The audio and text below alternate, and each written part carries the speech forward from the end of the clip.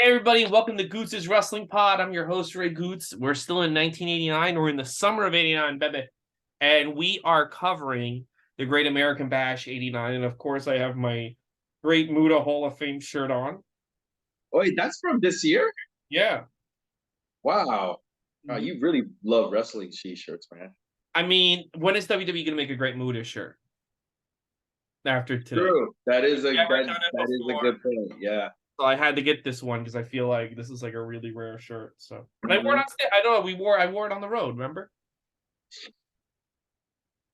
You Was know, that when is that why that little girl asked us if we were wrestling? yeah, because I was wearing a Great Muta shirt. You know. Oh yeah, she I had saw to that have she knew naked right Great away. my body. You gave away you gave You away didn't notice I was our wearing this secret. all day Friday? What? You didn't notice I was wearing this all day Friday? No, I mean I could have forgot. That was like Really a don't. week ago. How am I supposed to remember that stuff? Do you remember what shirt I was wearing? You wearing a shirt that says I love Andrew Lee. That. So you have better memory. Hey, Iron Sheik died today. We're filming this on Wednesday the 7th. Iron Sheik dropped dead, I guess, today. I met him. He was a nice guy. You ever meet Iron Sheik?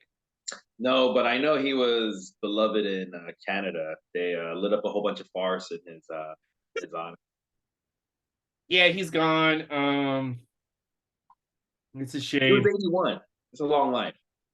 Yeah, no, I know. I just feel bad. So many, he basically like that fake Twitter account of his, like they were making so much money on that. I wonder what they're gonna do now. But anyway, Yeah, but didn't you tell me that? So those of you guys who don't know, Iron Sheik was like his later years. He got famous off his Twitter from all his tweets, but that was never him. It was done by yeah, like his some guy. nephews and this comedian. Yeah, I But mean, weren't they looking to like hook up with other yeah, but I don't veterans? think that's gonna happen now. Iron Sheik's dead, so What do you mean? Can't they just meet? Like, they weren't they trying to meet other wrestlers? I mean, they had all that because they were related to Iron Sheik. Oh, so they never made a connection with another person? They were trying. I don't know if they did or not. They wanted to like do a whole thing with like Nathan Orton and other people, and I never heard from them after a while. Oh, I okay. mean, Well, unless they can to have Bret Hart's now go fuck. Imagine they just have Bret Hart like Shawn Michaels are going like fuck you, and then they start tweeting for them. Like yeah, what? because the reason why the Sheik one works so well is because his English is all fucked up, right? Yeah, yeah. It's like it's funnier because it's broken English. And I'm trying to think of a veteran wrestler who you could do that with, You where it really is broken English. can't do it with anyone. Is Baron von Raschke still? Yeah, who cares about him? Bro? No one cares. See, the key with Iron Sheik was he was in the '80s WWE.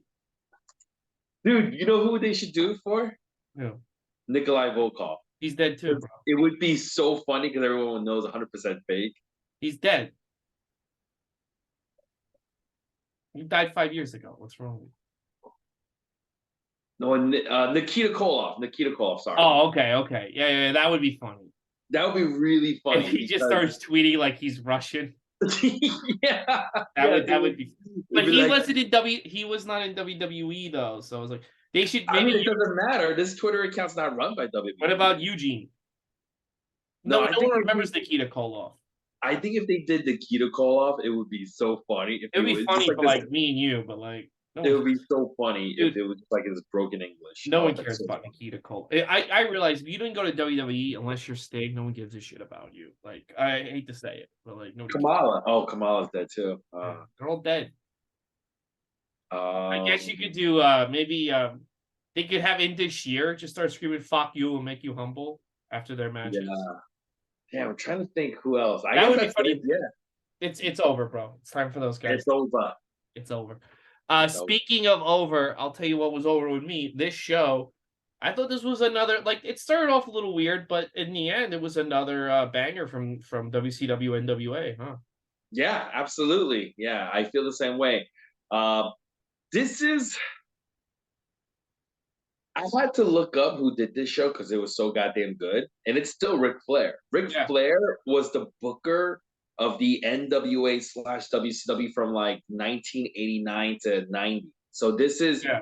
prime Ric Flair booking. And in '90, Jim Hurst starts trying to push him out, and that's when he eventually goes to WWE. So yeah, it's crazy to me. Like 2 years from now, he's chased out of the company. It's crazy how they chase him out, especially when he's doing so good. They had, well, they had in their head that he was old because he was in his 40s, and dude, can you imagine if they realized they could have got another 20 years out of him? Like they probably could have, dude. He probably still could have been like the top guy in like 2002. Yeah, like if they wanted it, if they really wanted it, they probably could have got away with it because he was still pretty good.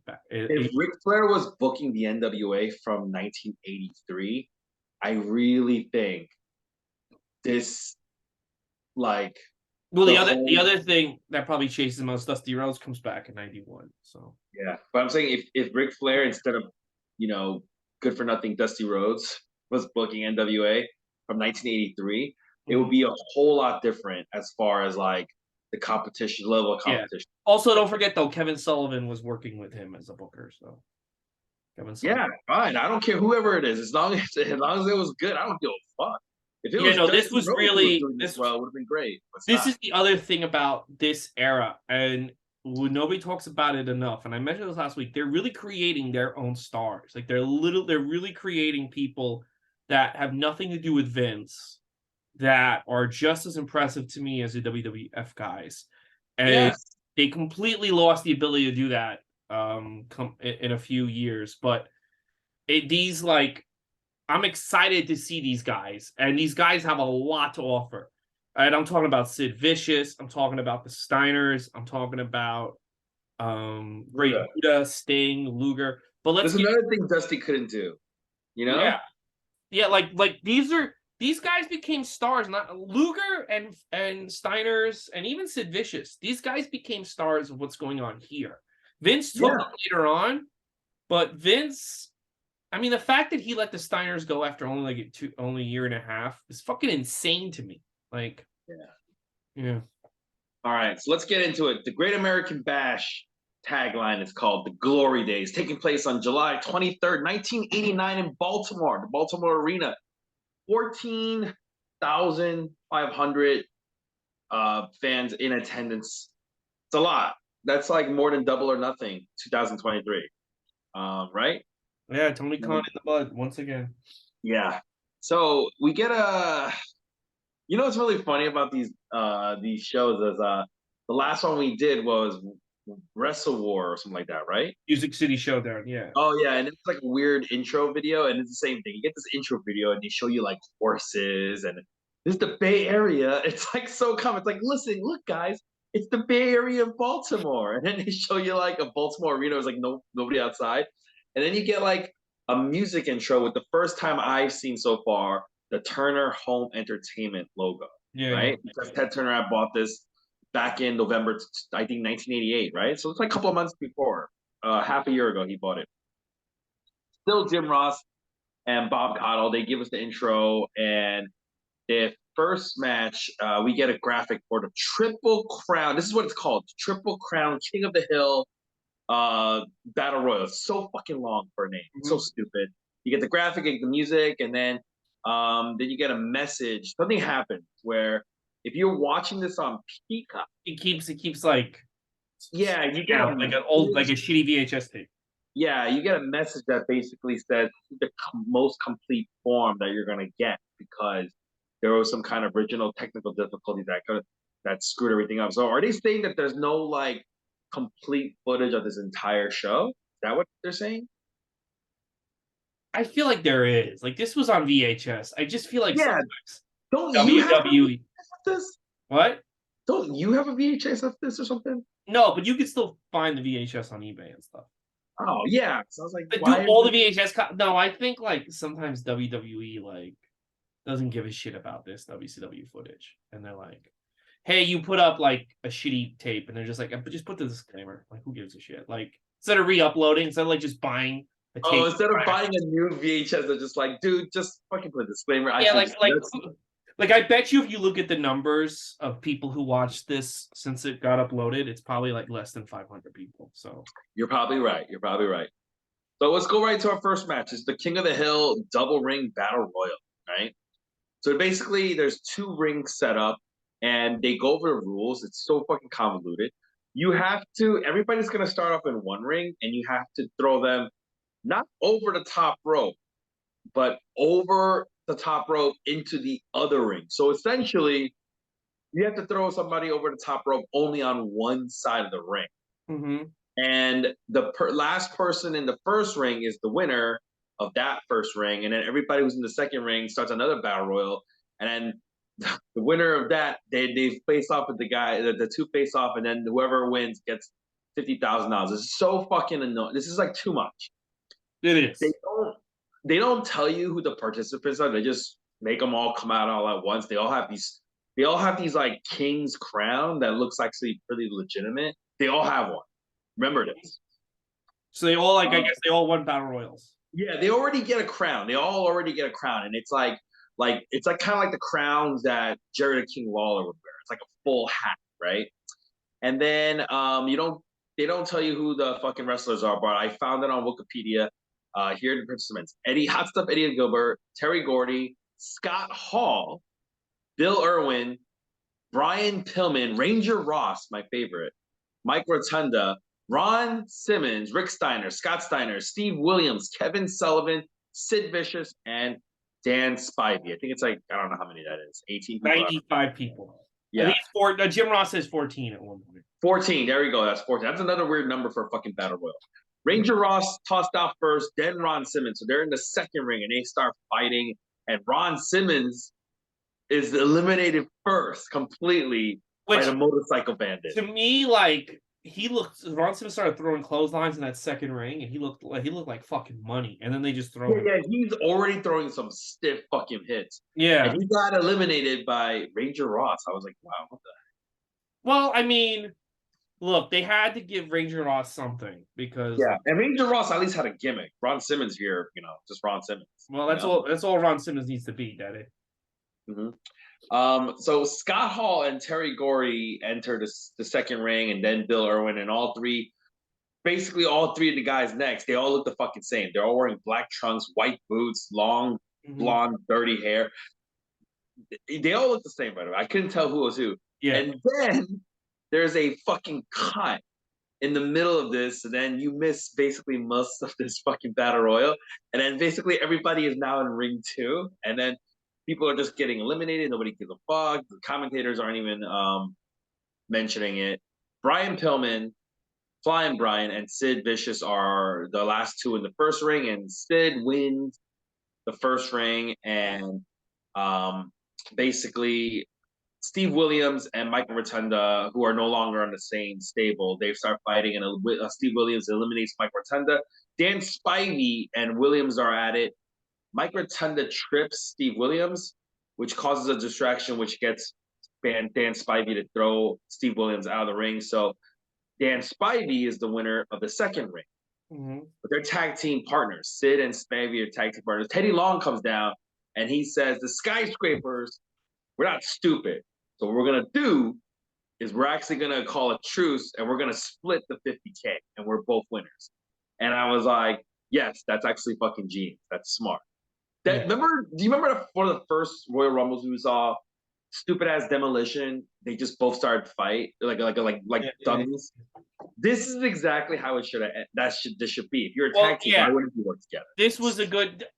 Also, like, I was just thinking to myself, like, Brian Pillman. Let's say Brian Pillman won. He has to have a match. He has to win 2 battle royals, then have a match, then fight his regular match with Bill Irwin. Like, that's so much work. Why would these guys agree to this? This made Sid look like a star. This match, when Sid's alone in the ring, it's like this guy is money, and we'll talk about it later. But like, man, like no one really ever knew how to book Sid. Sid looked like a star. The Skyscrapers look good, but to tell you the truth, when you see Dan Spivey next to Sid looks so much cooler and so much more like a guy. Spivey just goof. Because I like Spivey. He's got a lot of intensity in his face and his eyes. He's got more charisma than Sid, but I don't think so. Sid has a better body, 100%. I think Sid has more charisma than Dan Spivey. I don't know. Dan Spivey, he had I like the intensity. He had way more intensity, but Dan is he's flabby. You Yeah, know, he's Sid flabby, is and just yeah, Sid is like close to completely chiseled, yeah. right? He's got real definition, and Sid is actually way bigger than Mhm. than Spivey, even height wise. I tell you, I fucking hate this two ring concept. I don't like it. I'm not a fan. Well, it's good It's for the war games, but it's not good for anything else. even for war games, I find it kind of dumb. Oh, I don't like the two ring. I The like whole idea of two ring. I think it's stupid. I wish they'd get rid of well, you eventually get your wish. So it. I do. I eventually do get my wish. uh, Gordon Soley. Yeah. no, Something you want to say? no, yeah, no. It was fine. It was. I would have just going into different rings is just dumb. But it was fine. It was fine. Stupid. I would say to everybody, don't watch it. It Don't was the watch worst that. match, definitely. Yeah. Gordon Soley, he's with Theodore R. Long. And Long says, we did it. We won the 50K and the Triple Crown, which he holds up. It's like a shitty plastic like Burger King crown. And like in the beginning of this battle royal, everyone gets like a legitimate king's crown, right? With like velvet on it and everything. And here he is. Theodore Long is actually holding the real Triple Crown. It's like a plastic fucking toy. It's so dumb. And Teddy Long, he's basically calling out everybody. I don't care if you're Steamboat. I don't care if you're Steiners. I don't care if you're Ric Flair, Road Warriors.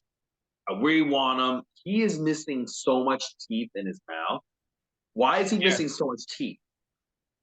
I don't know, but he definitely has some surgery done between then and when he becomes the GM. Yeah, he looks terrible. He has like this thinning hair that's really bad because it's like really bald, and he's like missing teeth. He And he seems looks nervous. What I'm wondering. I've never really got the answer. Teddy Long is just Teddy Long is just one of those guys like that fact that he just kind of just hung on for like years. I mean, he's in WWF as a main character in 2013, 2014. You know what I'm saying? But I'm wondering like how he got started, why they decided that he should get mic time and be a manager. Like it's interesting because he doesn't have a great look, you know.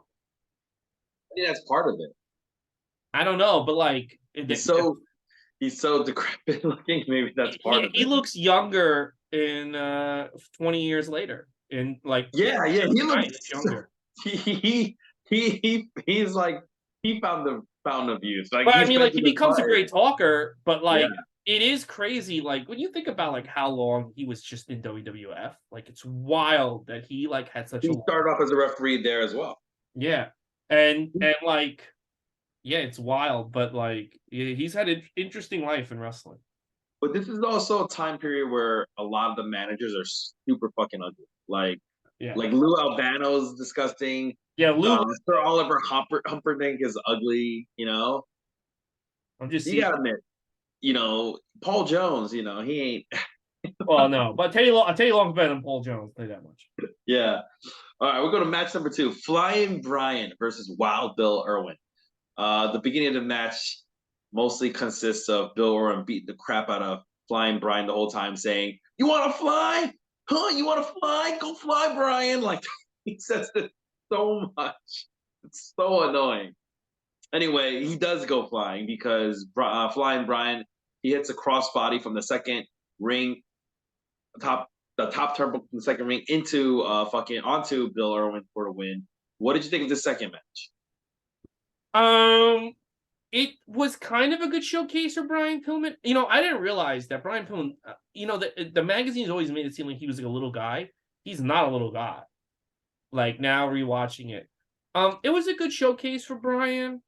I kind of thought Bill Irwin got a little bit too much offense, but I don't think they knew that Bill Irwin was going to be a complete loser, and Brian Pillman would be well, he's not in the Hall of Fame. He should be though, like a Hall of Famer. You know what I'm saying? Brian Pillman's not in the Hall of Fame. No, he's not there yet. You know, but this is back then with the size thing. Is like wrestlers now have gotten way smaller, but back then they used to say Bret Hart was small. Remember? And Dude, he's like, Brian Pillman would like fucking dwarf some of these AEW guys. yeah, but did you see him standing next to Sid Vicious in the first match? I mean, he is small compared to He's Sid. smaller than Sid, but he wasn't that smaller. He wasn't that much smaller than Sid. No, but back then, like I said, in my head and the way they used to like describe him, because I would see him in the magazines more than live in the. They act like he was a pipsqueak compared to some of these guys that he's not at all. I used to have those WCW trading cards, and I used to think Flying Brian, that name was so cool. Now, when I'm watching this, and they keep calling him Flying Brian, it's so... Well, like he's also his like aerial, like I remember like his aerial offense isn't like the greatest too. I did like the fact that he did miss one move, and like he's like, you know what the thing I don't like or... anymore about, and this is what I don't like about AEW or like some of this. They always hit the move when they go high risk. They nail it. They should miss it more. We saw. Oh, they miss it. There's plenty of but then time the guy sells it like a fucking idiot. Yeah. Owen Hart missed the move in the Survivor Season. Now Brian Pillman missed the move. Then when he hit the move, it's like even more impressive. They should do that more. They should have these guys miss moves. Like, oh, they kind of do. I mean, Double or Nothing. Didn't you see fucking Jeff Hardy fall on his head? yeah, I'm saying like they jump and then the guy moves out of the way, or like I don't know, like the Hurricane Rana. I like that when like so in this match we're talking about is when Bill Irwin actually moved out of the way. Yeah, I like that. That's why he's because not. they don't move out of the way anymore. I know they should have more heels just move out of the way. And Yeah. when I'm talking about like Bill Irwin wasn't laying down, he like was standing and he just moved. Yeah, Brian Pillman just jumps at him and he just like moved like you know who did it? Samoa Joe used to fish it all the time. Great. Yeah. You know, and then I love that. I love it. You know what? That's why they call it high risk. If you never miss or fuck up, then it's no longer high risk. Like you have the fucking Viking Ding Dong from Mexico fucking doing like 15 jumping jacks on the rope while Jay White's just kind of standing there not moving. Yeah, that looks stupid. I hate that. Yeah. But that's a problem in all of wrestling right now because there's a lot of guys in WWE. This is everywhere. You go watch indie shows. Yeah, WWE. But that was the most, because literally Jay White is kind of like just waiting for him to hit the move. He's not even selling that he's hurt. He's like, I think you were talking about him versus Commander. Yeah, the guy in white, Commander. Yeah. No. Oh, yes, it was Commander, not Viking, but Viking. Yeah. Ooh, what? All Mexicans look the same to you? Huh? Oh, they would have those masks, and Tony Khan doesn't give them characters. Yes. By the way, so like they're doing Forbidden Door season. I don't want to jump ahead, but they just announced Brian Kennedy, Brian Danielson versus Okada. Wow, that's my dream match: Brian Kennedy versus Okada. I love that, dude. Yes. I am looking forward to that fucking. But you know what though, like, and again the promo, and this is so often I'm the everyone says you're the best, but I'm the best, and let's go. I just think it'd be so much more interesting if like they could have had Terry Funk come in the ring and be like, I'm the best, and Ric Flair go, no, I'm the best. Like, all right, a Great American Bash will, but the fact that Ric Flair kind of blew him off and then it like led to this blood feud, I'm just like, why couldn't you just wait and have Okada and Brian Pillman, Daniel Bryan, Brian Pillman, Daniel Bryan do an angle like tonight, and then like Okada's like, it doesn't even matter who's the best, I'm gonna fucking kill you. You know what I'm saying?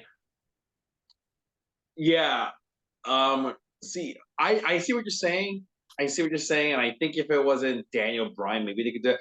Okada recently did a program like that. Okay. And he totally bitched the guy out. It was bad. Well, like, let him. I mean, look, let him fucking. Listen, Dave Meltzer already gave this match 8 stars, so it doesn't matter what they do. Only 8. Oh, he's losing it. He's losing it. Well, yeah, let's keep moving on. Sorry.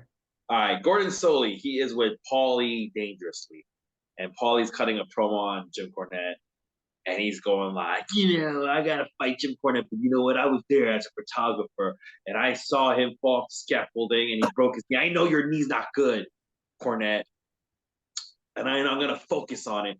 And he's doing this promo, and in this promo, he shits on Rob Lowe having sex with a minors, and he shits on Vietnam vets.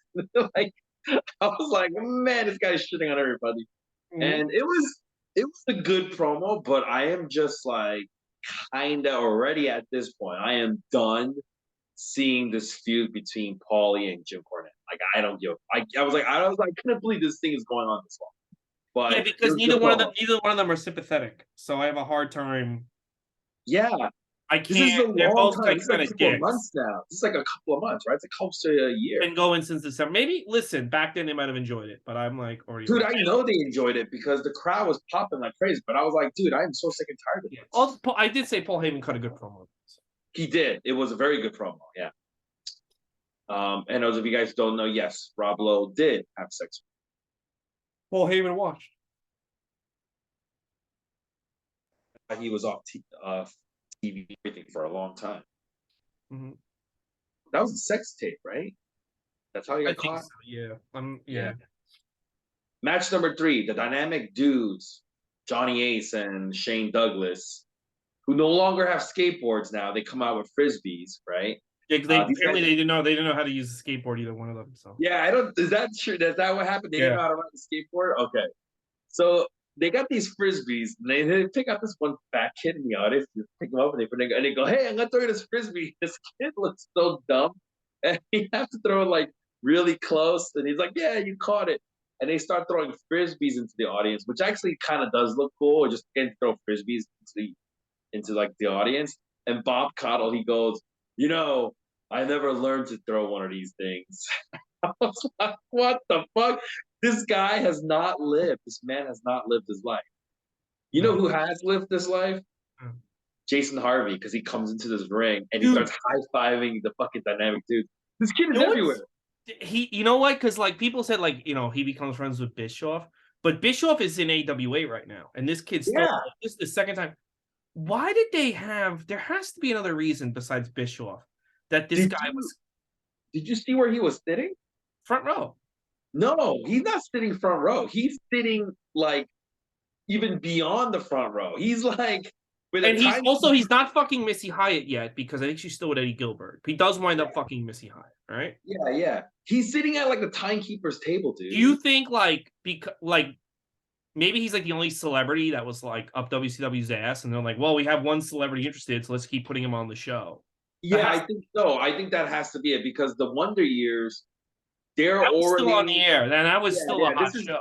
If anything, 1989 is probably when it's like getting really hot. Like it's like a big time show. And let me take a look at the ratings for it.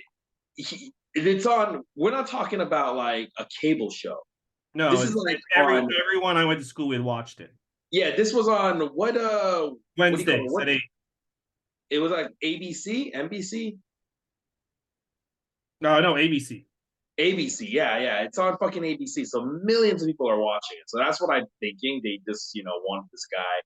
He's their Bad Bunny, Yeah, I just feel like if any other celebrity even remotely bigger than him wanted to keep showing up, they would have put him, because he's everywhere. And you know what? That's when I remember when I was a kid, that didn't help them. It made them look worse, because I was like, so I didn't really like that character on the show. That character is just a piece of shit on the show. Like, Wayne? Yeah. He just constantly tells Kevin to go fuck himself. He has no character. He has no storyline. Like, he's just in the way of every. Like, if they redid that show without him, or like he's like had less lines, the show would have been the same. There was never like a storyline where he's like interesting. So like when I was a kid, I was like, well, this company must really suck, because they're like blowing Wayne's they're sucking his cock every fucking, because he was also all over the magazines. Because remember, they were allowed backstage. Yeah. So he's like in every photo, like, and they're kind of acting like, oh, isn't it great WCW has this guy? And I'm like, no, it made them look worse, honestly, to be honest with you. In 1989, the Wonder Years was the 8th highest rated show. Yeah. In all of America. I know. So I understand why they put him on, but did it make them look good? Yeah, it's very weird. I mean, I wasn't watching them at the time, but it's just kind of weird. This kid he is living his best life. Let's just say that. Let me tell you something about fucking Missy Hyatt when she was hot. He winds up becoming best friends with Eric Bischoff, although that's kind of like a punishment. So that is the Lord is fair. Yeah, I'll tell you what, though, I'm pretty sure this guy has thrown a frisbee, unlike Bob Caudle. Right? So we get to the match. Dynamic dudes versus the skyscrapers with Teddy Long. And this is the funniest part. If you're watching some Peacock, so while they're walking towards the ring, some kid fucking in the audience slaps fucking Dan Spivey on the chest. Mm-hmm. Dan Spivey almost smacks the shit out of this kid. He's so pissed off. You gotta see the intensity in this guy's face when he gets slapped in the chest by a fan. Oh my god. Yeah, he was so pissed, bro. I thought he was gonna do something for real. Yeah, the crowd is shouting "Peanut Head" at Teddy Long, and the camera focuses on the top of Teddy Long's head. You got the whole thing. He's ugly. While this match is happening, 3 different occasions we get "We Want Sid" chants. The crowd fucking loves Sid. Every time he enters the ring, they fucking pop for him, but he barely does anything. I'm guessing he's super green. He like does a couple of punches and he quickly gets out of the ring. And ultimately, Dan Spivey, um, he's trying to do a powerbomb on Johnny Ace, almost drops him on his fucking head while he's doing it. And yeah, he did almost like drop. Yeah. Anyway, would it make WWE a lot more enjoyable? Yeah, Dan Spivey hits a power bomb on Johnny Ace for the win. The Skyscrapers win. Thoughts? This was my least favorite match. Dude, they make the Skyscrapers look like fucking badasses in the opening match. And then they have a back and forth with these basically like I can already tell like it's over. Like whatever like rocker ripoff they were hoping to get is done. And honestly, the match should have been like they tag in Sid, Sid power bombs them both, pins them, and then they move on. Like there was no reason for this to go back and forth. It sucked. I didn't like this match at all, and I thought it did damage to the Skyscraper Sid Vicious. This is what I mean by they didn't really know how to book Sid Vicious. When did Sid first start wrestling? Dude, like 2 years before that. Yeah, so Sid debuted in 1987. Mm-hmm. I'm feeling like was he not properly trained because he wasn't doing much. Maybe he just wasn't good. He was never that. He becomes good. He becomes good in like 96. That's when he finally becomes like a worker. Like his matches with Shawn Michaels and Bret Hart and Undertaker are pretty fucking good. So he's limited in the ring at this point. Maybe that's why you put. But so was Goldberg when they started, and they were able. If he should have just power bombed like Johnny Ace, broke his neck, pinned him, and then that's it, and then move on. Like it should have been. That's why the match only be 3 seconds. Yeah. Well, if you're asking me, I would say up to this point, there's nothing on this show that needs to be worth watching.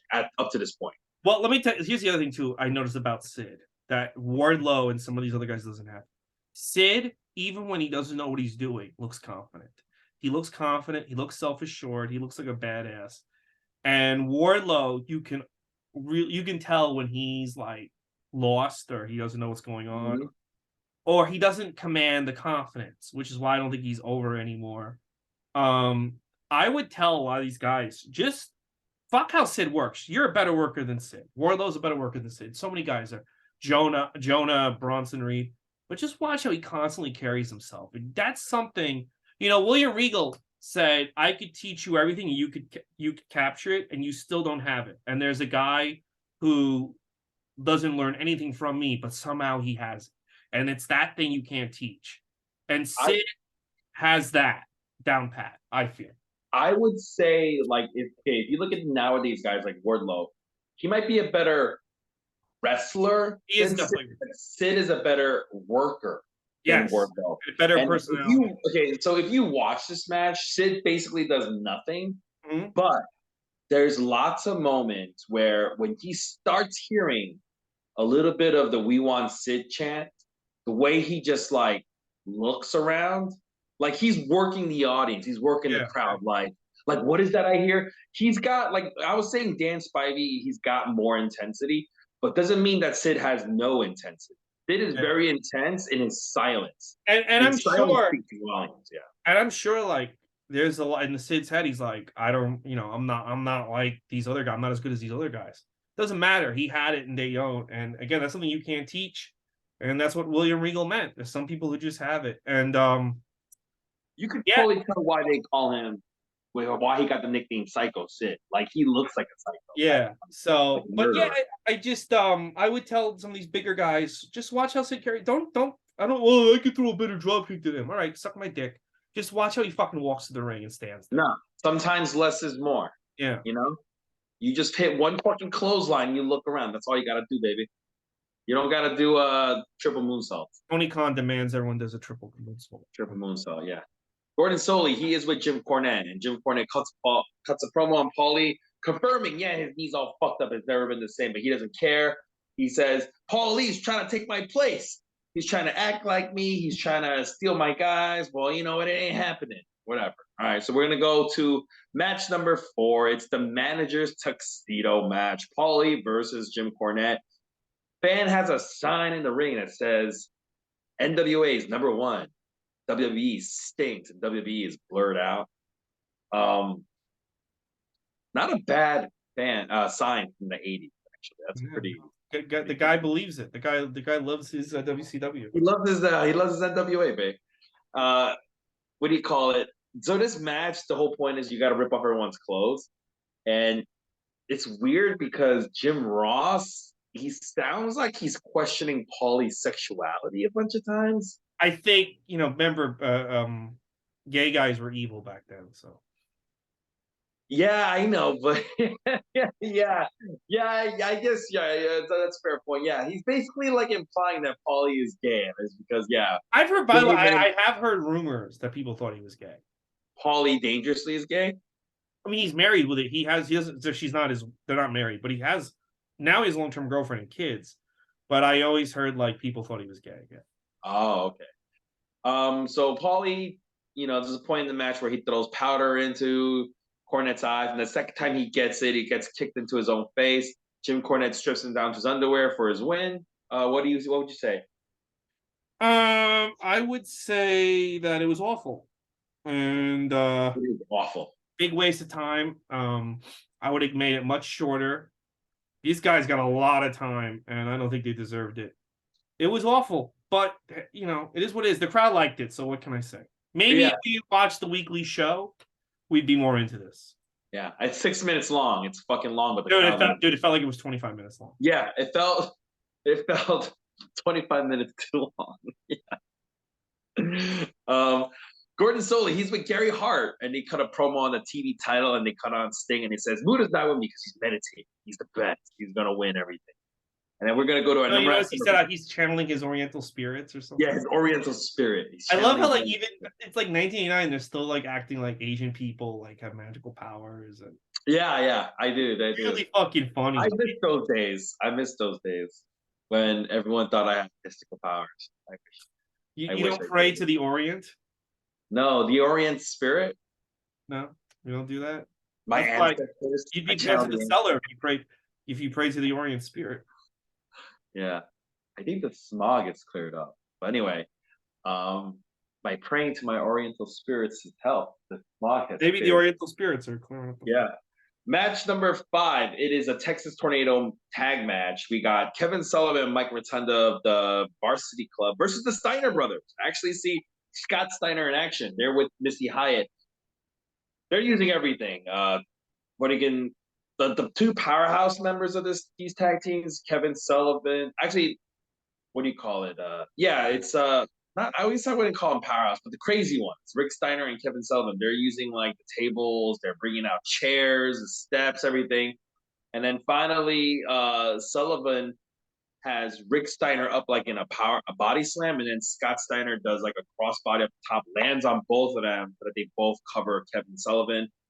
Very short match. This is shorter than the tuxedo, believe it or not. Yeah, but I like this match a lot. I like this. It's all right. It shows it's like a hardcore match. It's crazy. It's all but it was nonstop action. It didn't need to overstay its welcome. It got in and got out. I thought it was also a good showcase of what the Steiners are going to become. So yeah, I guess that's fair. That's a fair point. This is the first pay-per-view match with the Steiners. It's nice that they got a dominant win because now you already know like this is a tag team to look out for. Not every match, and this is the problem with the AEW pay-per-views. Not every match needs to be a 30-minute back and forth match. Yeah, that's true. I agree. Just need to move on. What's your dog doing? She threw up. She threw up? Yeah. You want to clean that up, or it's okay? You don't mind? No, let me clean it. Hold on.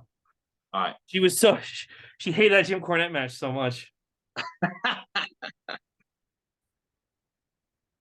All All right, right. so next match. All right. Gordon Soley, he is with Sting and Eddie Gilbert, and they talk about how he have respect for Muta, but he's staying still. Gilbert is there because he's gonna keep an eye on Gary Hart, and we're gonna go to match number 6. The Great Muta, he comes out with a gong entrance. This is similar. You know what? Sting gets something like this at his WrestleMania entrance, right?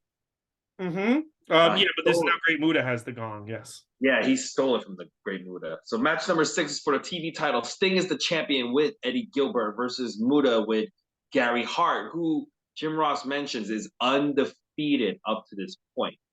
Muta, in this match, Muta, the finish comes basically when Muta red miss the referee Nick Patrick by accident because Sting gets out of the way, and then Sting he misses a stinger splash. Muta hits his moonsault, but he only gets a 2 count. Then Sting hits like a belly to back suplex with a bridge, Mm-hmm. and Muta's shoulder is clearly up, but Tommy Young, he's like the second referee, comes in, he gives the count. And he counts the finish and he gives the win to Sting, even raising Sting's hand. Everyone's excited. But then Nick Patrick, who was blinded, who's still blinded by the red mist, he goes, no, even though I'm blind, I saw that red Muta had his shoulder out. So they give the fucking belt to Muta, and Muta wins. Then they show you the replay, and in the replay slow-mo, both Sting and Muta's shoulders up. Mm-hmm. Clearly they're both up, and Jim Ross goes, well, I can't really tell.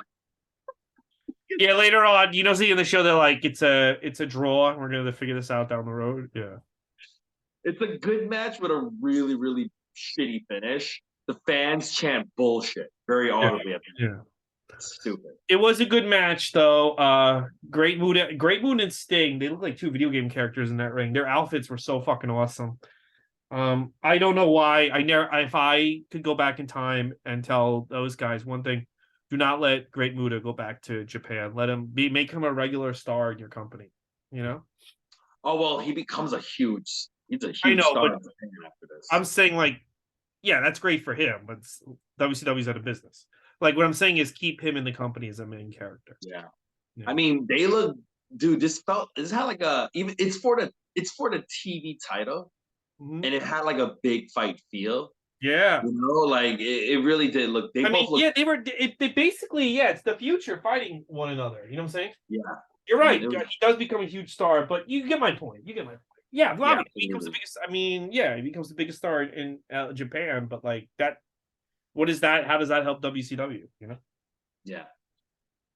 Gordon Soley, he is with Lex Luger, and Lex Luger cuts a promo on Steamboat saying he is the greatest U.S. champion, and things have to go his way. I like this promo. Lex Luger, he's rocking it. The more I watch this, the more like I love Lex Luger.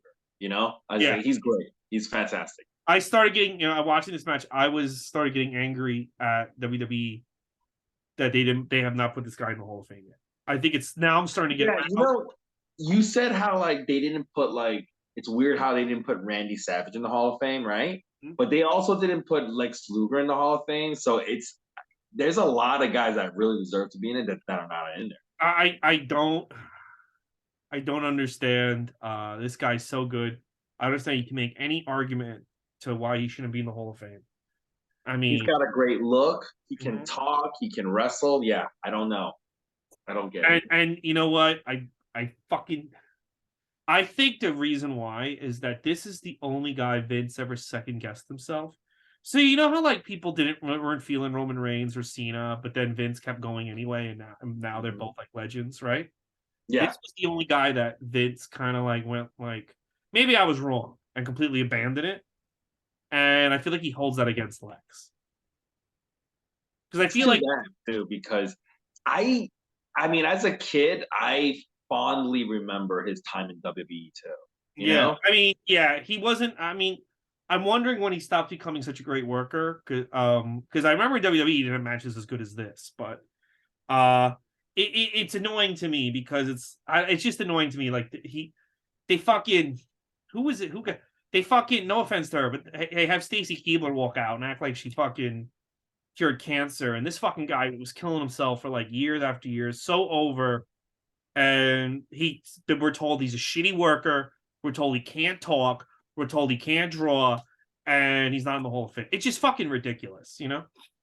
You know what it is? I think this is a great example of don't be an asshole backstage.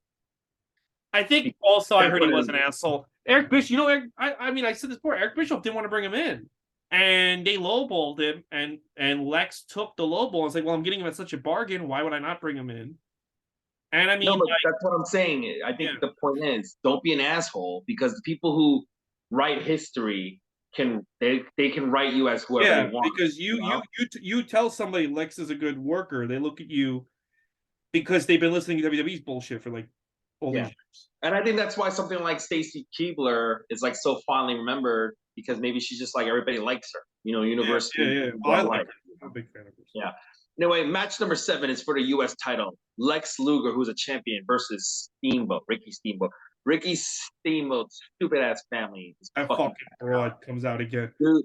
They announce it as and his beautiful family. I swear that's the words they use. Beautiful family.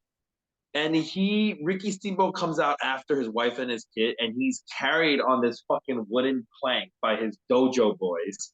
Some of them are like children. It's like child labor. He has these little kids in fucking karate outfits carrying this fucking giant wooden board with him on it. And he's fucking holding like a monitor lizard that I thought was like dead, but it's not. It blinked once. I was like, oh, it's alive. This this felt like a heel entrance to me. Like everything about this was like this guy's supposed to be is he supposed to be a bad guy in this? Like his shape. No, Lex is the bad guy. I know, By the but way, then he leaves right after this match. Lex Luger leaves the company. No, Ricky. Oh, he leaves the company right Yeah, after the this. wife makes him leave. Oh, okay, dude.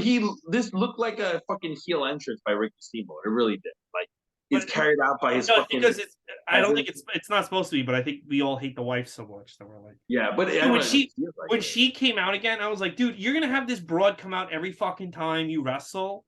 Like, come on, dude. Like, what are This you is doing? why. This is why I'm glad he was never like a big deal.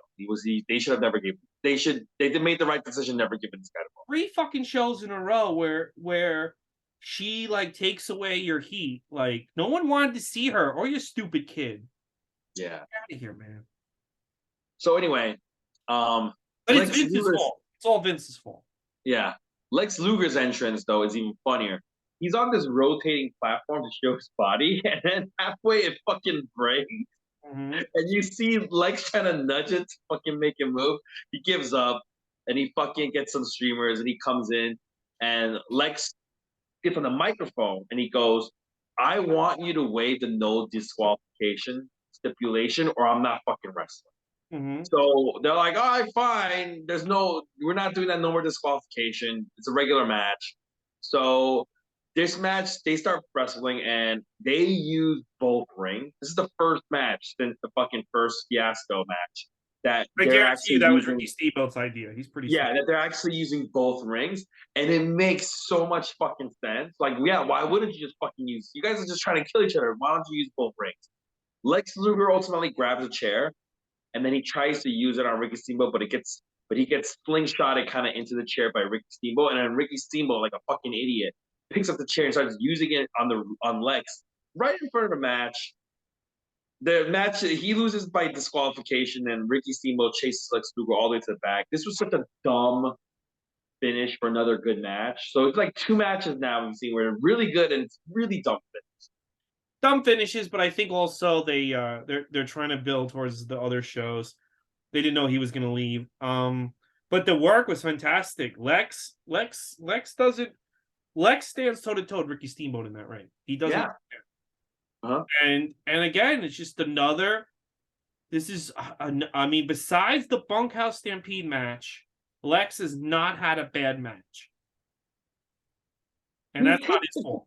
He takes a crazy bump too. He does that bump where he goes like over the top row and just lands on the floor. I was like, damn, he's crazy. Dude, I thought of this, and I watched the match, and I want to ask Vince McMahon this. I want to say to Vince McMahon, if I was alone in the room, who was a better worker, Lex when he was younger, or Austin Theory right now? And if he goes Austin Theory right now, I'll be like, you have something personally against Lex Luger, and I want to know what it is, because You should have been. If I was Vince McMahon in 1989, I would have been like, this guy is gonna not just replace Hulk Hogan, but gonna destroy him. Look how good he's working. Look at that body. This is gonna. And obviously Vince did think that, but like, how could you? How could you deny that this guy? What a good work. I don't understand how everyone just denies this guy's a good worker. I know. I keep going in circles with Lex Luger with you, but it's like, bro, like you carny motherfuckers. Like this guy can work, man. You know, it's but like from what I can hear about how they select people for their stupid Hall of Fame is like people got to bring up a name, right? And Yeah. if Lex Luger was kind of like an asshole, no one's gonna bring. But I think, yeah, it's Vince. There's something that he did that Vince doesn't like because, like, Yeah, he fucking promised him he's gonna verbally re-sign him with promised him, and then he showed up at WCW. WCW. It This is, I started would say and made Nitro the show. So yeah, I would say that's kind of fucked up, but uh, whatever. whatever. Anyway, he looks great in this match. We're going to get Jim Ross. He hopes Ricky Steamboat gets a match, and he goes, "Let me take you right to a promo from the fucking while we set up the fucking cage for the War Games match."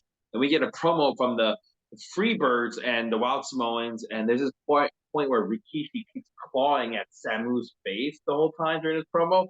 So Samu, it looks like he gets annoyed and he bites Rikishi's fingers. Yes, I saw that. Yeah, yeah, yeah. Yeah, and then Samu keeps biting Rikishi's arm and everything. I missed the entire promo that the Freebirds were saying because I keep watching these guys. They look like Savage Yuji. Like the best way to explain it. Well, let me Like tell you, I thought the Freebirds and the Samoans looked really good as a faction. Like they looked really good. Like you have the two goofy guys, the one serious guy, and the Savages, and it looked like these are people you don't want to fuck with. You know? oh yeah, you don't want to fuck with these guys. No. Yeah, they look like a great. I mean, I know they were in a faction there together for this match, but when they come out to the ring together, I'm like, man, the next. I also keep watching this stuff for clues of what they could do next with the Bloodline, and I'm like, man, if you have Roman and Solo get with like three guys like this, it would be a cool faction. Like three kind of like I don't even know what to call it. There's really nothing like the Freebirds now, but I don't know. It's something. I keep looking for hints of. I keep looking for hints in these matches to where that You, storyline's going to go. you know what they should do? They should get a new member who actually acts like a savage, and Yeah, they're just like, and they're just like, dude, can you like? yeah, Everyone else is normal, but one guy's like, ooh, ah, ooh, like, that would be fucking hilarious. they would just be like, all right, man. Anyway, the Midnight Express, their opponents, they kept their promo. Dude, this promo sucked. They got Steve Williams. He starts like doing this swimming or flying motion, and they bring him over, and they're like, "Why are you doing that?" And he goes, "Because I'm a bird crusher, so I'm flying to crush some birds." I'm like, "What the fuck does that mean?" And then he goes, "And I'm looking for some bug spray to kill some Samoyans." Like, what does that mean, dude? Why do you need a bug spray to kill some Samoyans? I don't. What does that mean? I don't. It's stupid. He doesn't even know what it means. Yeah, and then Road Warriors come in and they fucking cut a promo. It's stupid. We're gonna go to our eighth match though. It's a War Games match, so it's fucking two rings and they put a fucking steel cage around it. You get Michael Hayes, John, what do you call it? Jimmy Garvin, Terry Gordy, and the Wild Samoans with Paulie Dangerously versus the Road Warriors, the Midnight Express, and Steve Williams with Paul Ellering and I Jim like Cornette. that. I like that Paul Heyman was kind of dressed like the Freebirds. Yeah, Yeah, and it was very interesting. these entrances were pretty cool. Road Warriors came on fucking bicycles, like motorcycles again, and it's a cool looking entrance. Garvin and Bobby Eaton start and fucking Hayes. There's this point where his fucking Bobby Eaton's face is right up on the cage, and Michael Hayes starts talking shit to him. The camera's like right up there, and Michael Hayes is about to call something really fucking bad, and then he realizes the camera's right there, and he pauses, and then he goes, "You scum." He goes, "You," and then he stops and he's like, "You scum." That's funny. Gordy is in third. Steve Williams is in fourth. Dude, I know we shit on this guy because how much JR like wants to like have sex with him, but Steve Williams is very impressive. He Yes, fucking he's yeah, good in the ring. Mm-hmm. he gorilla pressed Terry Gordy, who is not a small man, 8 fucking times. It's like fucking bouncing him off the top of the cage. That looks so impressive, dude. It was amazing. Samu is in 5th, Animal's in 6th, and then Animal right away does this fucking flying tackle from one ring to the next. It looks fucking cool. Fatu is in 7th. The Samoans start double teaming Animal, which is a great fucking plan. Stan Lane is 8th. Michael Hayes is 9th and starts fucking doing DDTs on everybody. And then Hawk, Road Warrior Hawk, who is super, super popular, he comes in as the last man. And then Road Warrior Hawk hits Jimmy Garvin with like a hanging neck breaker submission for the win. The good guys win this match. And then after the match, the bad guys lock Animal in the cage and they start beating on him until Hawk and Steve Williams rip off the door to make the save. What did you think about this match? I liked it a lot. I thought it was great. I love war game matches. This was a lot of fun. It was pretty good. I liked it a lot. This was a hard hitting match with no garbage, like no paraphernalia in the ring. Which is very that again, this is something that the AEW people should watch. This was a really good match. Long too. The thing about it is they had 9 matches, but except for the Jim Cornette match, it was Jim Cornette Skyscraper should have been shorter, but a lot of these matches were the perfect length. You know what I'm saying? Yeah, you know what makes this match work? It's like you have a lot of heavy hitters in this match. Yeah. Like the Road Warriors are heavy hitters. Steve Williams is a heavy hitter. The Samoans are heavy hitters. And I think like if you're having a match like this and you put like a whole bunch of fucking hosses in there, it's fun to watch, you know? Yeah, it really is. And this was my favorite Road Warriors match so far. All right, and we're gonna go to Gordon Soley. He is with Ric Flair, and Ric Flair cuts a promo on Terry Funk trying to injure him. And then Soley starts asking some great questions to Ric Flair, going like, Rick, since you came back from that injury, you haven't even had a single match. You think you're gonna be okay? And Ric Flair is like, okay, I'm not 100%, I'm 120% ready and shit. You know what? I know Gordon Soley is probably like a lousy drunk at this point, but he was really good at the interview. Oh yeah, I mean, even when he was a drunk, he was still better than a lot of other people. Yeah. Isn't that crazy? Even when he's a fucking drunk, he's still better than fucking Corey Graves. Yeah, still fucking good. Yeah. We're gonna go to our final match. It is for the NWA World Title. Terry Funk with Gary Hart, who comes out with a whole entourage of fucking police officers. Yeah, he's dangerous. Yeah. They say he's from the Double Cross Ranch. I fucking love that. And he's got like a fucking branding iron with him. And he comes out, and then Ric Flair comes out. He gets that whole Christian golden shower fucking fireworks entrance. He comes out with the women. I like the fact that he does it. He's now suddenly like this virtuous guy. He's still Ric Flair, but now he's still Ric Flair, but he's a good guy. He's a good guy, and people are ready to see him take out Terry Funk. Yeah. He still comes out with these fucking women and everything. Yeah, but it's he's a bad guy. Terry Funk's a worse guy. Yes. Mm-hmm. And they start fighting right from the get-go. Funk when the ref's not looking, uses that fucking branding iron on Ric Flair. So Ric Flair is bleeding. Tommy Young is the referee in this match. And I know he's popular because the whole time we've been following the NWA, people cheer for him. I fucking don't like this referee. Oh, really? He is all over the place. He's like yanking on fucking like, there's a point where he's yanking. That's what they liked about him back then. He reminds me of Aubrey Edwards. I know. He's just too much. He thinks he's the star of this fucking match. And you're like, I think in a lot of other companies, they thought refs were the stars. They thought like, and WWE just makes the ref, and I think this is makes for better matches. The ref is inconsequential, which is what he should. The ref, if you notice the ref, they're doing it wrong. Yes, I agree. And you know what? You could also say this about WWE. They're the ones who make the referee like not a distraction. And NWA is what keeps them as a distraction. Who's on top, guys? Right? Why wouldn't you follow the formula of the fucking winning team? Basically? Because they thought they were going to be the winning team eventually. Yeah. So Ric Flair, when the ref's stupid as Tommy Young, when he's not looking, Ric Flair then uses the iron on fucking Terry Funk. And you could see the camera angle. They do a complete AEW fucking camera angle where you see Terry Funk gigging his fucking forehead. He's covering his head. And you see him moving it. The fucking cameras is like right on it. It's so stupid. Terry Funk's bleeding too. this is a fucking stark. This is a way different from when Dusty was booking these shitty shows because this is the only match that has blood. Mm-hmm. And we've had a war games, everything. This is incredible. It's fantastic. Funk goes for like his spinning toe hole, and then Ric Flair fucking tries to reverse and turn into a figure four, but Funk fucking turns it into an inside cradle, which Ric Flair reverses for an inside cradle of his own for the win.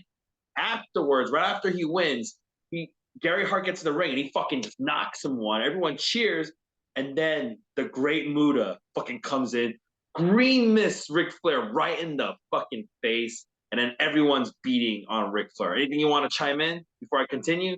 No, let's finish, and then I'm gonna tell you everything I liked about this whole thing. All right. Fucking, they're beating the shit out of Ric Flair. Crowd's going crazy. This guy Dillinger, who's like a civilian, he comes in, he gets his ass beat. No, he's the head of security. He gets beat. Oh well, fucking, he got his ass kicked.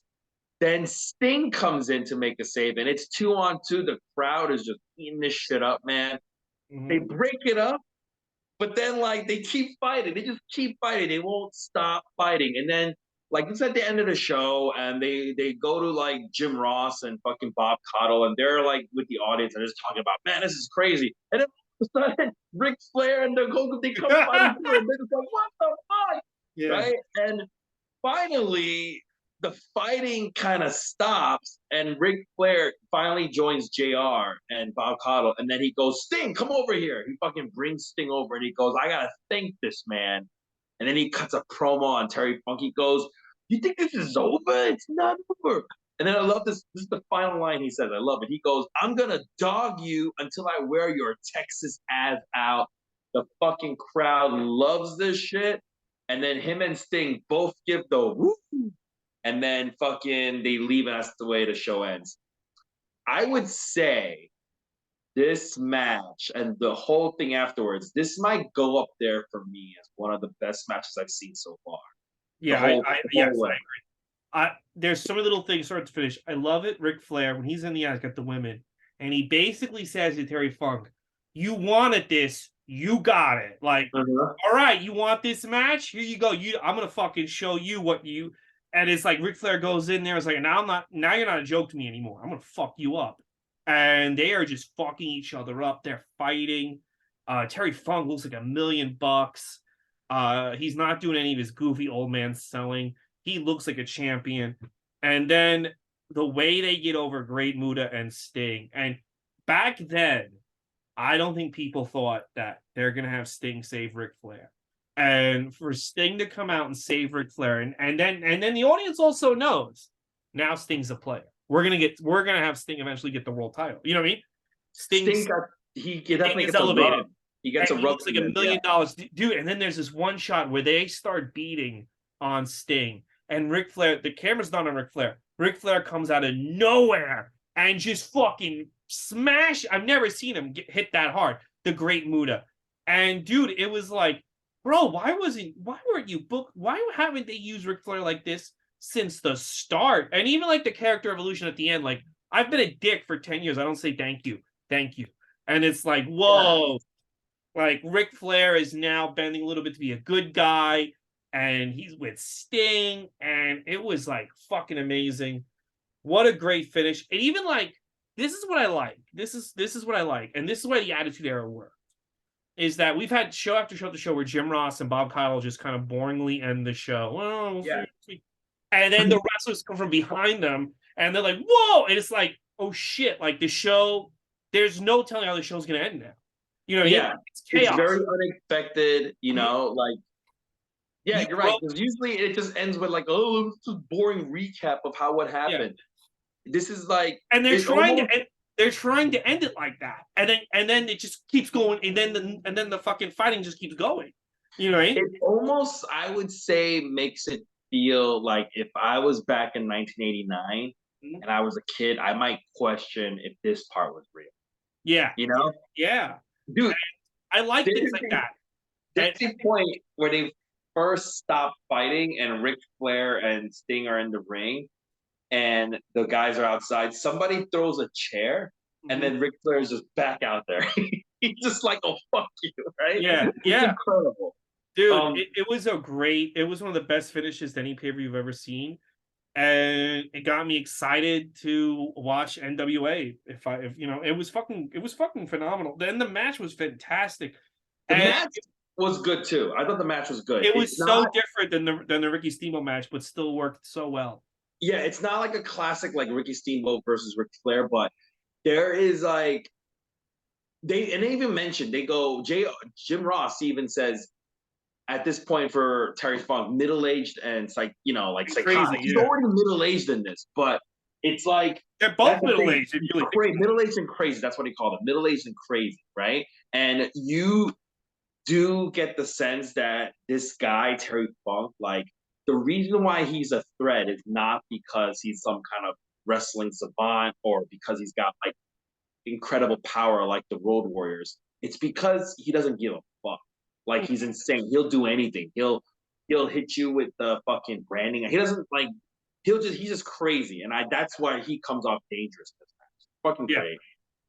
Yeah, phenomenal finish, and this kind of starts Sting on the road, and it's not always a smooth road, but starts him on the road to winning the world title in a year. So should be. I would say Ric Flair's doing great, man, as right now. Because remember in the beginning of all this, you were taking a tally of like how good he is. Yeah, he is not only at this point wrestling in the main event, but he's also booking the show. And he's also stealing the show. What?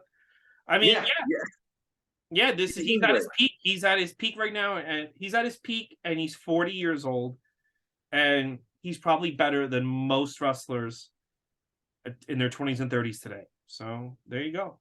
I agree. All right. So that's a Great American Bash. Definitely check it out. It's a great show. Andrew, next week, SummerSlam 89. Are you excited? Ooh, SummerSlam 89. I'm actually interested in that. Yeah. That's where Macho Man and Zeus take on Hogan and Beefcake. Then in 2 weeks, we're back to WCW. We have Halloween Havoc 89, where we see Ric Flair and Sting versus Great Muta and Terry Funk. So that's another good point about this show.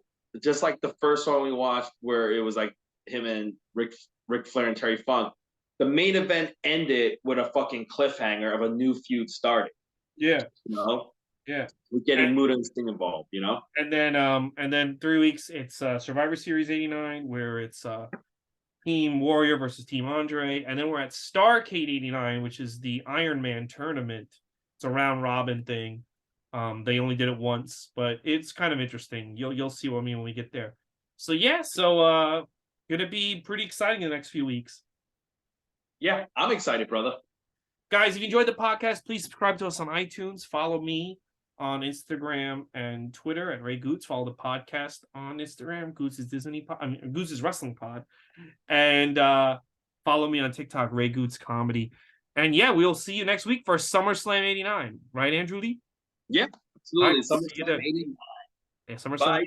Bye, guys.